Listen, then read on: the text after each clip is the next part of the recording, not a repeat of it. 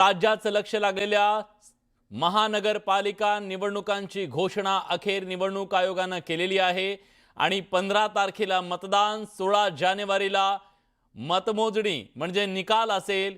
29 महानगरपालिका, मुंबई महानगरपालिकेसह 29 महानगरपालिकांचा फैसला 16 जानेवारीला होईल आणि त्यासाठी 15 जानेवारीला त्याचं मतदान पार पडणार आहे। जवळपास संपूर्ण राज्यामध्ये ही निवडणूक असेल असं म्हटलं तर वावगं ठरणार नाही, कारण 29 महानगरपालिका, प्रमुख शहर सगळी। प्रशांत लीला रामदास आपले दिल्लीचे प्रतिनिधी आपल्या सोबत आहेत आणि आपल्या सोबत नवनाथ बन सुद्धा आहेत। मी प्रशांत लीला रामदास यांच्याकडे जातो दिल्लीला, कारण अरविंद सावंत यांच्या सोबत आहेत। प्रशांत, बिगुल वाजला, थोडं कमी कर। बरोबर आहे, विलास बिगुल वाजला आहे। माझ्यासोबत अरविंद सावंत आहे, शिवसेनेचे नेते आहेत, केंद्रीय माजी मंत्री आहेत। सर, बिगुल वाजला मुंबई महानगरपालिकेचा, निवडणुकांची घोषणा झालेली आहे। सगळ्यात महानगरपालिकांचा बिगुल वाजलाय मुंबईच्या, महाराष्ट्रातल्या। 15 जानेवारीला निवडणूक, शेवटचा 31 जानेवारी छाजणी दिन हा महत्वाचा आहे, 31 डिसेंबर, आणि त्यानंतर जेमतेम 13 दिवस मिळणार प्रचाराला।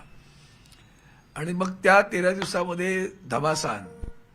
फक्त मला एकच आशा वाटते की विश्वास वाटतो मुंबईकरांचा, खास करून ज्या पद्धतीनं हे जे सरकार काम करतंय, भ्रष्टाचार शिगेला पोचलाय, लुटणं सुरू आहे, दैन्यावस्था आहे। एक घर दाखवा मुंबईमध्ये की ज्याच्या मुलाला नोकरी आहे, एक घर दाखवायचं की ज्याच्या मुलाला परमनंट नोकरी आहे। शिकली सवरलेली मुलं फिरतायत आणि धनाढ्य अधिक गरीब, श्रीमंत अधिक श्रीमंत होत चाललेले आहेत।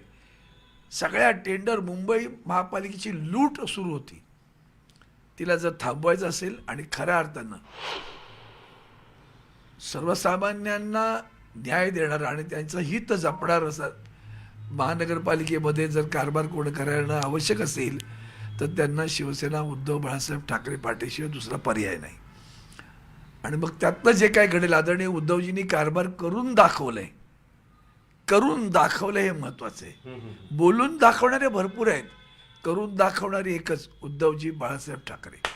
पण सर, 29 महानगरपालिकांची निवडणूक आहे, पण सगळ्यांचं जे लक्ष आहे ते मुंबई महानगरपालिकेकडे आहे। मुंबई महानगरपालिकेमध्ये काँग्रेस तुमच्यासोबत असेल का? कारण की एकीकडे राज ठाकरे आहेत, दुसरीकडे तुम्ही आहात।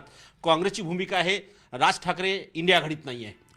मला वाटतं या विषयावर मी आत्ता काहीच बोलू शकत नाही, कारण हे सगळं नेत्यांचं, आमच्या वरिष्ठांचं आणि खास करून आमच्या नेतृत्वाचा विषय आहे। तो पक्षाचे प्रमुख या संदर्भात निर्णय घेतील आणि त्यावर मी आत्ता या ठिकाणी भाष्य करणं योग्य होणार नाही। सर, वोट चोरीच्या मुद्द्यावरून प्रचंड संसदेमध्ये वादारू सुरू आहे।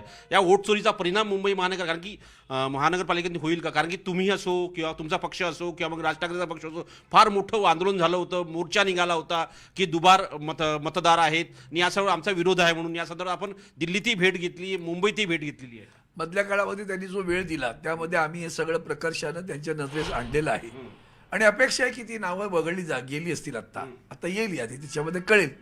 आणि मग यावेळेला मात्र एक सांगतो, शिवसेना, मनसे, त्यांचे कार्यकर्ते इतक्या सतर्क असतील का कोणी धारिष्ट्य करू शकणार नाही, असा माझा विश्वास आहे। पण सर, ज्या पद्धतीनं मुंबई महानगरपालिकेच्या निवडणुकीची तयारी आपण करताय, कशा पद्धतीची तयारी आहे, कशा पद्धतीनं रणनीती असण्याची शक्यता आहे? कारण की सगळ्यांचं लक्ष शिवसेना उद्धव बाळासाहेब ठाकरे या पक्षाकडे लागलं आहे। लक्ष आहे म्हणजे समजतंय ना, तयार कोण आहे तर शिवसेना उद्धव बाळासाहेब ठाकरे तयार आहेत। हे जेव्हा तयार आहे कळतं, त्याच्यामुळे आमची तयारी आहेच।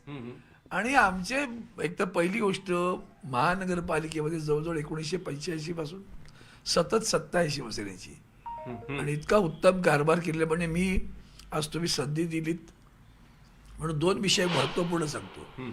महानगरपालिकेने काय करायचं असतं, त्यांनी कायद्याने काय करायचं असतं तर प्राथमिक आरोग्य केंद्र चालवायचे, हॉस्पिटल नाही बरं का। मुंबई महानगरपालिकेने अशी काही हॉस्पिटल चालू की सुपर स्पेशालिटी हॉस्पिटलचा जो प्रकार आहे तो मुंबई महानगरपालिकेने केला, अनेकांचे जीव वाचवले। उलट एक आणखीन इस्पितळ त्यांच्याच कारकिर्दीत जोगेश्वरीला सुरू केलं, त्याचं नाव आहे वंदनीय हिंदू हृदय सम्राट बाळासाहेब ठाकरे हॉस्पिटल। तिथंही निव्वळ हॉस्पिटल सुरू नाही केलं तर कॉलेजही सुरू केलं, मेडिकल कॉलेज। आणि म्हणून या सगळ्या ज्या गोष्टी आहेत त्या लक्षात घेतल्या पाहिजेत। कोविडमध्ये कसे प्राण वाचवले ते लक्षात घेतलं पाहिजे। मुंबई शहराला पाणी कुठून मिळतं? तो पाणी देणारं अधिकचं जे धरण आहे ते राज्य सरकारने नाही बनवलं, त्या आदरणीय उद्धवजींच्या मार्गदर्शनाने मुंबई महानगरपालिकेने बनवलं. कोस्टल रोडचा गाजावाजा करतायत, त्याचा पाया रचणारे उद्धवजी बाळासाहेब ठाकरे, ते लक्षात घ्या. आणि म्हणून मुंबई हा सगळ्याचा आणखीन महत्वाचा मुद्दा आहे. हा झाला कामाचा भाग, पण मराठी पण मुंबईचं जपायचं असेल आणि 106 हुतात्म्यांना खऱ्या अर्थानं श्रद्धांजली अर्पित करायची असेल, त्यांचा अभिमान बाळगायचा असेल, तर तिथं आपला भगवा तेजानं फडकवण्याची गरज आहे. आणि तो मुंबईकर आणि मराठी माणूस फडकल्याशिवाय राहणार नाही. पण सर, तुम्ही दावा करताय की ज्या पद्धतीनं शिवसेना उद्धव बाळासाहेब ठाकरे पक्ष तयार आहे, पण ज्या शिवसेनेमध्ये 2 गट पडले आणि चर्चा अशी आहे की भारतीय जनता पक्षाने 2 गट केले, त्या दुसऱ्या गटाला कसं सांभाळणार तुम्ही? काय सांभाळायचा प्रश्न लोकांना कळतं ना, लोकांनी त्यांना गद्दार म्हटलं ना. सांभाळण्यापेक्षा त्याची लढाई कशी आहे तुमची? लढाई सांभाळायची, प्रशांत- लढाईला आम्ही जेव्हा रणांगणात उतरतो तर लढाई होणारच ना. मुळात ते लाचार आहेत. महाराष्ट्राचा स्वाभिमान ज्यांनी घाण ठेवला त्यांना काय बोलायचं? तेव्हा लाचारांनी प्रशांत अगदी लोकांना समजलं स्पष्ट पाहिजे. हे दिसतंय आता की बिगुल वाजलेला आहे आणि हा